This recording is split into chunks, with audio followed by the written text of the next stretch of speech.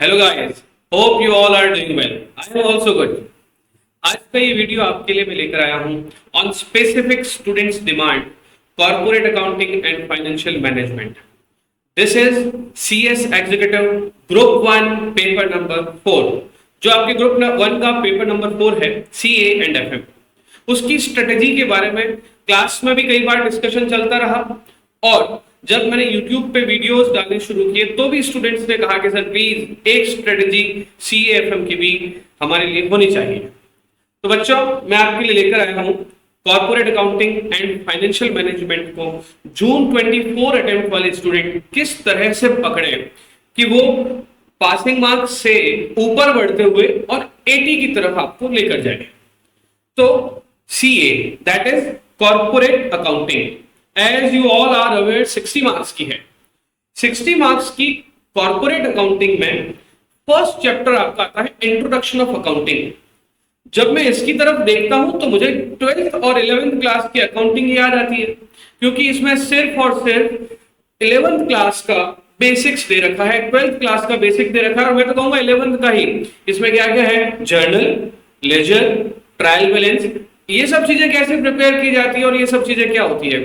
When you are in CS executive, तो it is by default हम ये मानते हुए चलते हैं कि 11th और 12th आप लोगों ने पढ़ के आए हैं। अदरवाइज भी अगर आप CS एग्जीक्यूटिव तक पहुंचे तो आपने डेफिनेटली ये सब चीजों को तो समझा होगा और देखा ही होगा। तो मुझे ऐसा लगता है कि इस चैप्टर को आप 1 आवर डेडिकेट करते हो, सिर्फ 1 आवर, तो भी आपका काम हो जाएगा। और कई बच्चे ऐसे भी होंगे जो इसे छोड़ के जाएंगे, और इंस्टीट्यूट हमारा इतना तेज है, उसको पता होता है जो आप छोड़ के जाते हो वही वो पूछता है। तो छोड़ना नहीं है। 1 घंटे की पढ़ाई आपको इसकी करनी है, जिसमें लेजर कैसे बनाते हैं, ट्रायल बैलेंस क्या होता है, जर्नल एंट्रीज क्या होती है, इन सब चीजों के बारे में बेसिक अगर आप आइडिया ले लेंगे तो आपका chapter number 1 introduction of accounting complete हो जाएगा। अगर आप इसे 1 आवर की बजाय 2 आवर्स भी देते हैं तो भी मुझे लगता है कि कोई बड़ी बात नहीं है, क्योंकि अगर एक क्वेश्चन भी इसका 4 नंबर का आ गया, एक क्वेश्चन भी अगर इसका 4 नंबर का आ गया तो हमारे लिए दिक्कत खड़ी कर सकता है। अगर हमने पढ़ नहीं रखा है तो एक बार थॉरो रीडिंग कर रखी है तो डेफिनेटली आप इसे अटेंड कर सकते हो। सेकंड क्वेश्चन है हमारा इंट्रोडक्शन ऑफ कॉर्पोरेट अकाउंटिंग, क्योंकि इस सब्जेक्ट का नाम कॉर्पोरेट अकाउंटिंग है। तो कॉर्पोरेट अकाउंटिंग क्या होता है, उसकी बात यहां पर करता है। बेसिक कॉर्पोरेट अकाउंटिंग का मीनिंग क्या होता है, उसके अंदर कौन कौन से टॉपिक्स हैं, उस तरह की बातों का ये second chapter and dedicatedly theoretical chapter ही है। तो इसे भी अगर आप 2 आवर्स का टाइम देते हैं, अच्छा इसके अंदर क्या लिखा है, थोड़ा बहुत कंपनी लॉ है, थोड़ा बहुत कंपनी अकाउंट्स है, इसका मिक्सचर करके ये पेपर बना रखा है, ये चैप्टर बना रखा है। तो अगेन इसको भी आपको कितने आवर देने हैं? 2 आवर। इसको भी अगर आप 2 आवर्स देते हैं और उस फर्स्ट चैप्टर को भी 2 आवर्स देते हैं तो ये मान के चलना है कि 4 मार्क्स का क्वेश्चन तो आपका कंफर्म हो ही गया। क्योंकि अगर आप दिसंबर 23 का पेपर देखेंगे तो you will get to know कि पूरा प्रैक्टिकल पेपर था सिर्फ और में, यानी कि ऑल्टरनेट में आपको थियोरेटिकल क्वेश्चन पूछे गए थे। I think 4A and 3A alternate question थे, जिसमें 4 नंबर के 4 क्वेश्चन थियोरेटिकल थे। एंड यू नो व्हाट, उसमें भी एक क्वेश्चन इसमें से भी था। तो आपको जान के खुशी होगी, आपको ये जान के खुशी होगी कि ये करते ही हमारा 4 मार्क्स कवर हो जाएगा। और सर 2 घंटे से ज्यादा देने? बिल्कुल नहीं। 2 घंटे के अंदर आपको दोनों चैप्टर कंप्लीट करने, 2 + 2 4 hours, and this is done. अब बात करते हैं अकाउंटिंग स्टैंडर्ड की। अथाह सागर है जो जब बच्चे सीए करते हैं, अकाउंटिंग स्टैंडर्ड डेडिकेटेडली इंटरमीडिएट में भी पढ़ते हैं और सीए फाइनल तक आते हैं तो इतनी मोटी बुक बन जाती है अकाउंटिंग स्टैंडर्ड इन डेज वगैरह की। हाँ, हमारे यहाँ पे सिर्फ इसका इंट्रोडक्शन है, क्योंकि अगर आप उसको चैप्टर को खोल के देखेंगे तो हर एक अकाउंटिंग स्टैंडर्ड का इंट्रोडक्शन दे रखा होगा। क्वेश्चन किस तरह का बन सकता है? अकाउंटिंग स्टैंडर्ड आईएफआरएस में डिफरेंस का बन सकता है, अकाउंटिंग स्टैंडर्ड इंड एएस में डिफरेंस का बन सकता है। उसके अलावा कई सारे अकाउंटिंग स्टैंडर्ड, तो चैप्टर 3, 4, 5, 6, 7, 8 चैप्टर जब आप करते हैं तो नेक्स्ट लेवल के चैप्टर में आपका अकाउंटिंग स्टैंडर्ड वैसे ही हो रहा है। सर फॉर एन एग्जांपल तो सुनिए, डेप्रिसिएशन का अकाउंटिंग स्टैंडर्ड जो है वो कहीं ना कहीं आपके आगे आ जाएगा। जब आप कंसोलिडेशन ऑफ अकाउंट्स पढ़ेंगे तो ये 21, 23, 27 कवर हो जाता है। जब आप रिलेटेड एस्पेक्ट पढ़ोगे तो एम्प्लॉइज से रिलेटेड बेनिफिट वाला हिसाब वाला अकाउंटिंग स्टैंडर्ड कंप्लीट हो जाता है। जब आप कैश फ्लो स्टेटमेंट पढ़ते हैं तो अकाउंटिंग स्टैंडर्ड 3 कंप्लीट हो जाता है। तो अकाउंटिंग स्टैंडर्ड आप लास्ट में जाके भी पढ़ते हैं तो भी आपका काम हो जाएगा, क्योंकि कई सारे अकाउंटिंग स्टैंडर्ड आप चैप्टर्स में आगे पढ़ रहे हैं।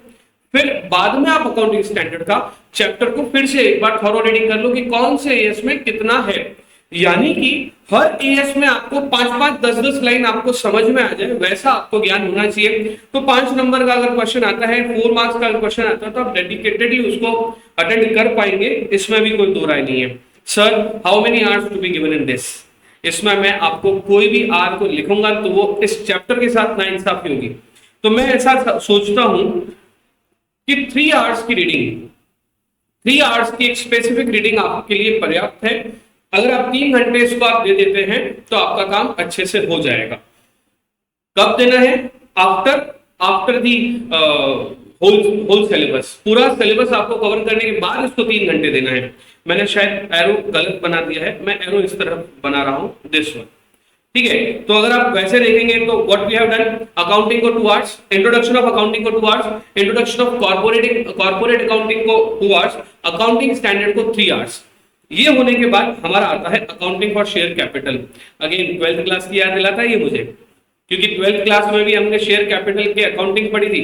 इक्विटी शेयर इश्यू करने से लेकर बायबैक तक, फोर फीचर से लेकर री इश्यू तक सब कुछ यहाँ पे पूछा जाएगा, सब कुछ यहाँ पे बताया जाएगा। और इसमें क्वेश्चंस भी बहुत सारे हैं, आप पास अटेम्प्ट क्वेश्चंस भी करते हैं, मॉड्यूल के क्वेश्चंस भी करते हैं, तो आपका एक अच्छा हैंडसम अमाउंट इसमें लग जाएगा। That will be I think 6 to 7 hours, 6 to 7 hours definitely आपके इसमें लग जाएंगे। इसके बाद आता है अकाउंटिंग फॉर डिवेंचर। अगेन क्योंकि शेयर कैपिटल हमने वहां से सीखा था, तो डिवेंचर भी यहाँ पे डिवेंचर भी वहां पे सीखा था। सबसे प्यारा इसमें टॉपिक आता है डिवेंचर सिंकिंग फंड, जो लगभग हर स्टूडेंट के नाक में दम करके जाता है। लेकिन ध्यान है, इंस्टीट्यूट ने जो क्वेश्चंस दे रखे हैं डिवेंचर सिंकिंग फंड के, और पास अटेम्प्ट के क्वेश्चन अगर आप देखेंगे डिवेंचर सिंकिंग फंड के, तो वो क्वेश्चन अगर आपने अपने हाथ से निकाल लिए और डिवेंचर सिंकिंग फंड को करने के जो रूल्स हैं वो आपने अगर हाथ से लिख लिए या देख लिए एक बार, तो शायद ये भी आपके नाक में दम नहीं करेगा, और डेफिनेटली इसमें भी इसको भी आप आराम से निकाल लोगे, क्योंकि इसकी अकाउंटिंग जो है वो तो वैसी ही है जैसे शेयर कैपिटल की है, रिडेम्पशन भी वैसा ही है जैसा शेयर कैपिटल का, वहां सीआरआर बन रहा है, यहाँ डीआरआर बन रहा है।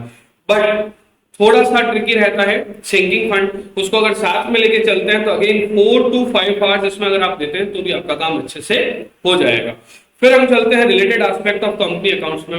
मैं अपनी हर क्लास में फेस टू फेस और लाइव दोनों क्लास में ये बात बोलता हूं कि मुझे जब अकाउंट्स का पेपर देने का मौका मिला था सीएस एग्जीक्यूटिव में, तो मुझे याद है कि रिलेटेड एस्पेक्ट का 8 नंबर का क्वेश्चन आया था।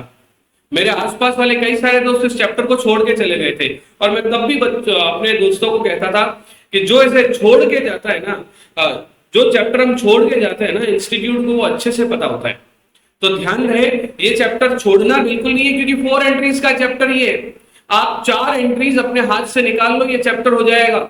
आप इसके जब आप क्वेश्चन करने शुरू करोगे तो मेरी बात आपको समझ में आएगी कि 4 एंट्री आपने कर ली, रिलेटेड एस्पेक्ट खत्म। ईसॉप की बात कर रहा हूं मैं, बायबैक की बात नहीं कर रहा मैं, इसके अंदर जो दूसरा टॉपिक है उसकी बात नहीं कर रहा मैं, सिर्फ एम्प्लॉय स्टॉक ऑप्शन की बात कर रहा हूँ, शेयर बेस्ड पेमेंट वाली में बात कर रहा हूँ।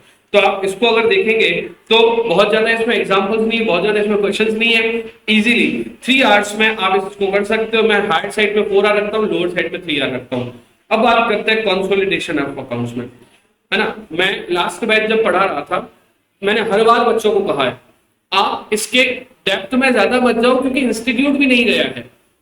सीए फाइनल लेवल में ये 16 नंबर का क्वेश्चन आता है, और 40 लेक्चर्स इसमें कंप्लीट करने पर भी ये पूरा समझ नहीं आता है। That is consolidation of account, holding company, subsidiary company, associate company, वो वाली सब अकाउंटिंग है यहाँ पे।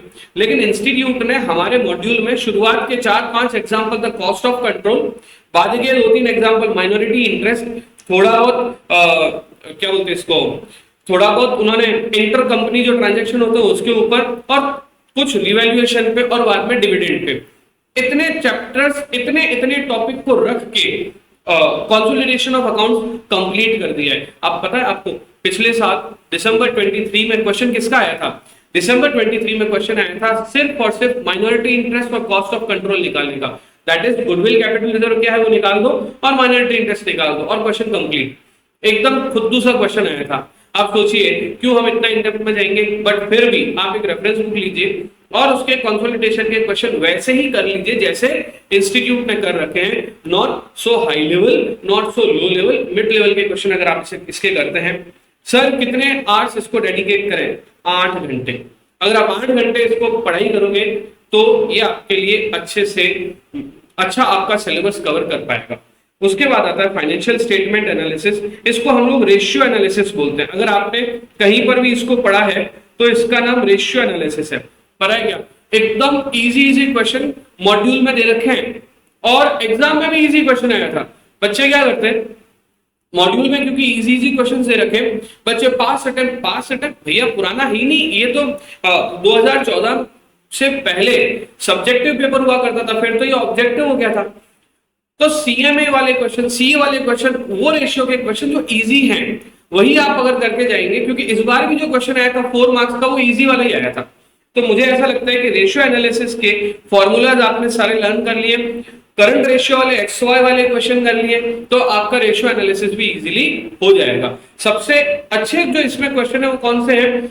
रेशियोज दे रखे हैं, कुछ XX करके दे रखे हैं, जैसे करंट रेशियो में करंट एसेट X दे दिया और करंट रेशियो और करंट लायबिलिटी दे दी, तो करंट एसेट निकालो, इस तरह के क्वेश्चंस भी हैं। और फिर उसको शेड्यूल 3 के हिसाब से बैलेंस शीट और अकाउंट्स में जमाओ। ये हाई लेवल के क्वेश्चन है।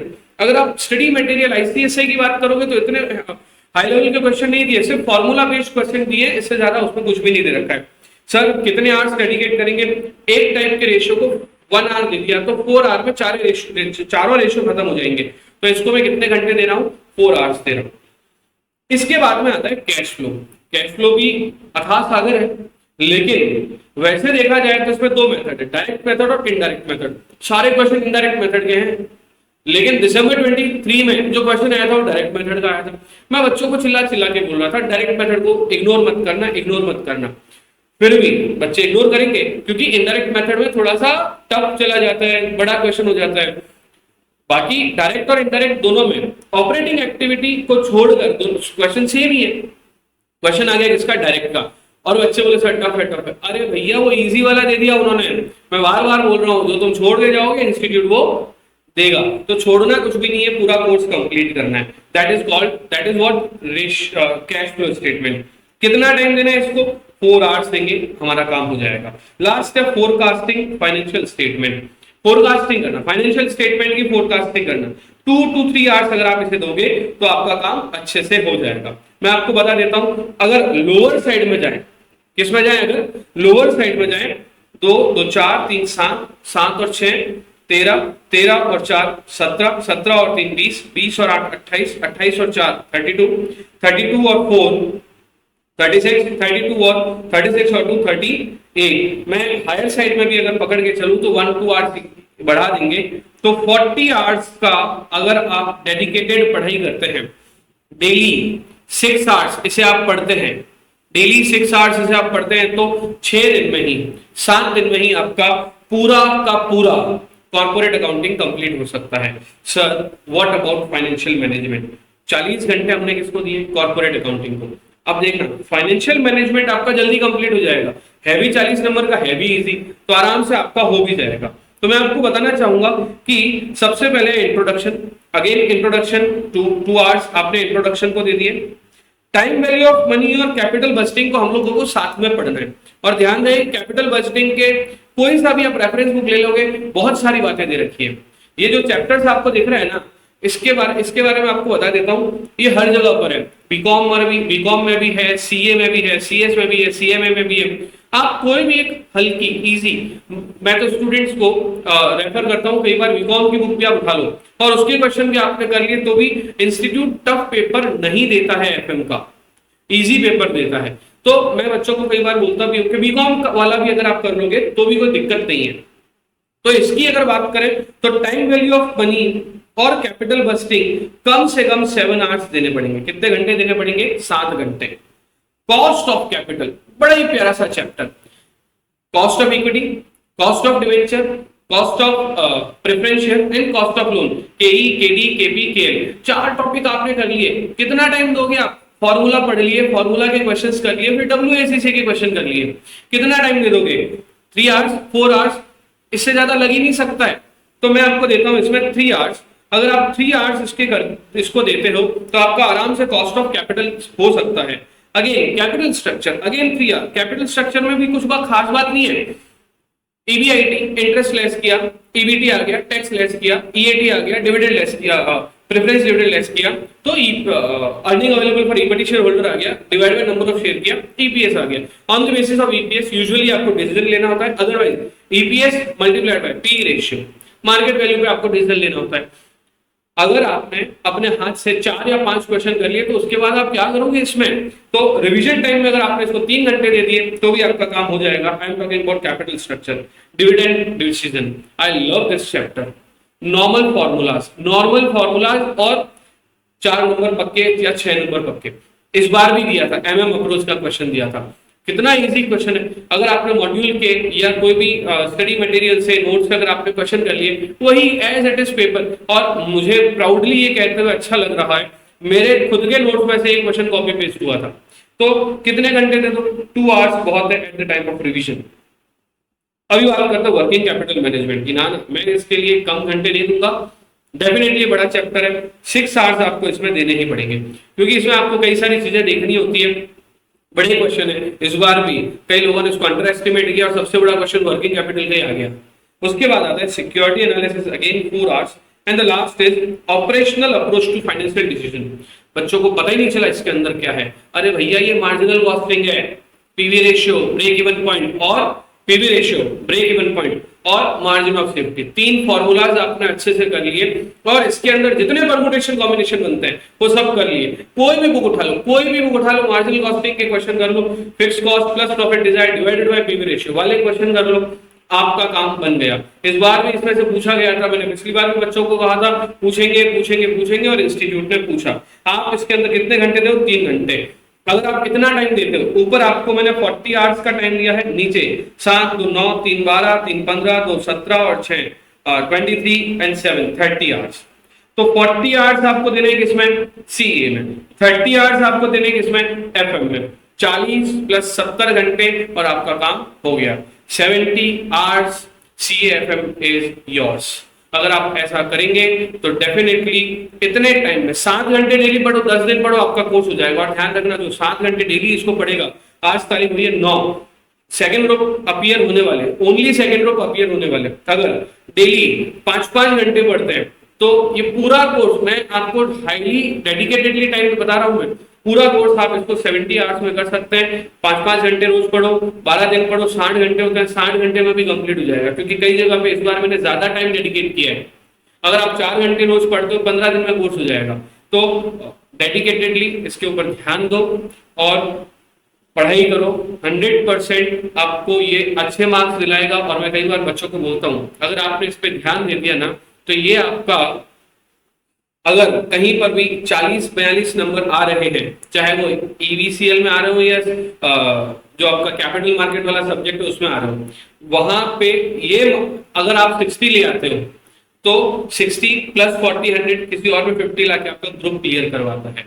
तो डेडिकेटेडली पढ़ो। All the best to everyone for your June 24 examination. Thank you.